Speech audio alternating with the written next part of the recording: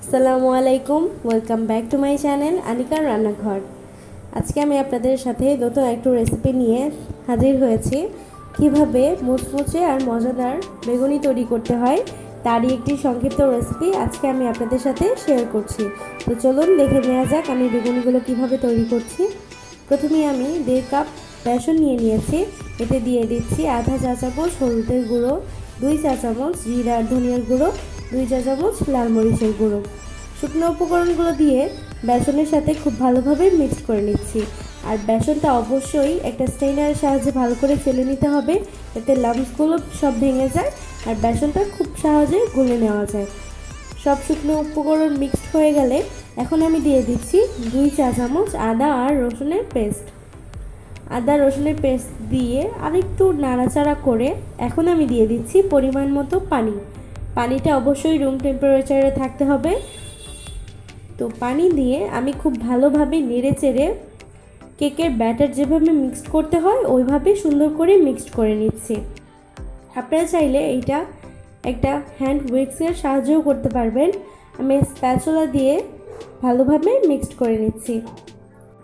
পরিমাণ মতো পানি দিয়ে আমি খুব ভালোভাবে ব্যাটারটা গুলে নিচ্ছি।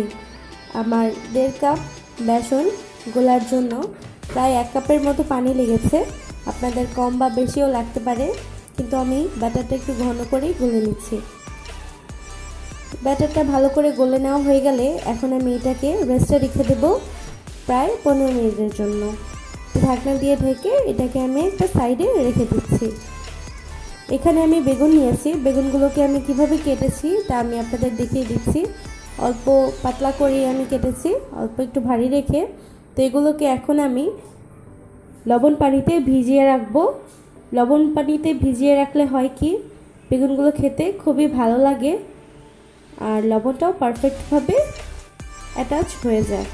তো তার জন্য আমি লবণ পানিতে বেগুনগুলোকে ভিজিয়ে রেখে দেব 15 মিনিটের জন্য। 15 মিনিট পরে এখানে আমি বেসনটা আপনাদের দেখিয়ে দিচ্ছি। বেসনটা সেট হয়ে গেলে এখন আমি দিয়ে দিচ্ছি লবণ পরিমাণ মতো, তার সাথে আমি দিয়ে দিচ্ছি আধা চা চামচ বেকিং পাউডার আর দিয়ে দিচ্ছি আধা চা চামচ বেকিং সোডা। আমি দুইটাই ইউজ করছি, আপনারা চাইলে বেকিং পাউডারটা স্কিপ করে বেকিং সোডাটাও ইউজ করতে পারবেন। আর এখানে আমি আরও দিয়েছি গরম তেল। আমি পেঁয়াজ বেরেস্তার তেলটা ইউজ করেছি, আপনারা চাইলে তেলটা গরম করেও একটু দিয়ে দিতে পারবেন, এতে বেগুনগুলো অনেক ক্রিস্পি হয়। ভালোভাবে সব কিছু মিক্সড করে আমি চলে যাচ্ছি বেগুনিগুলো ভাজার জন্য। এখানে আমি তেল নিয়ে নিচ্ছি কড়াইতে। আমি একটা দস্তর কড়াই ইউজ করছি, আপনারা চাইলে ননস্টিকের প্যানেও বেগুনিগুলো ভেজে নিতে পারবেন। পরিমাণ মতো তেল নিয়েছি।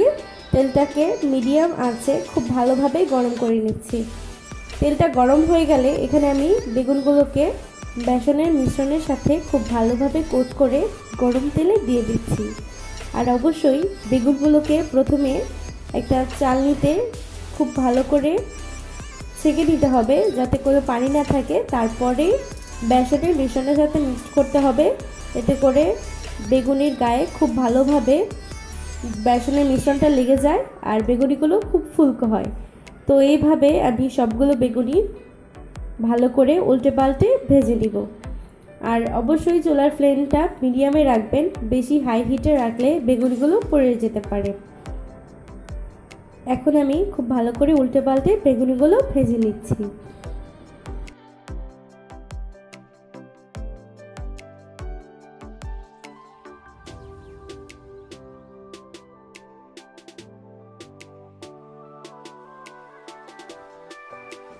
এই তো আপনারা দেখতেই পাচ্ছেন বেগুনিগুলো কালারটা চলে এসেছে।